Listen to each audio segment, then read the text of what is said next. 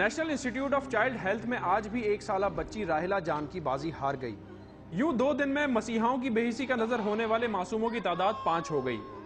इन हालात ने वालिदैन को अपने बच्चों को दूसरे अस्पताल मुंतकिल करने पर मजबूर कर दिया है। तो चेक करवाने आए थे, इससे 3 दिन पहले यहाँ ही एडमिट थे, तो यहाँ पे हड़ताल हो गई थी, फिर इन्होंने छुट्टी दे दी हमारे को, फिर हम चले गए थे। अभी आए हैं तो कोई है ही नहीं, ओपीडी बंद पड़ी, अभी कहीं बाहर दिखा देंगे। मंगल और जुम्मे को ओपीडी यहाँ पे होता है, मंगल को हंगामा था और लेट हो गए हम लोग, जुम्मे को आ जाएं, सारे यहाँ ताला बंद है। हुकूमत और नर्सों का तनाज़ा कब तक होगा अल्लाह जाने, लेकिन इस तनाज़े की सजा मासूम बच्चों और उनके गरीब वालिदैन को मिल रही है। इन अमवात के असल जिम्मेदार को कब और कौन सजा देगा, शायद इस सवाल के जवाब के लिए यौम हशर का इंतजार करना होगा। कैमरामैन मोहम्मद अली के साथ जुनैब मोइन, डॉन न्यूज़, कराची।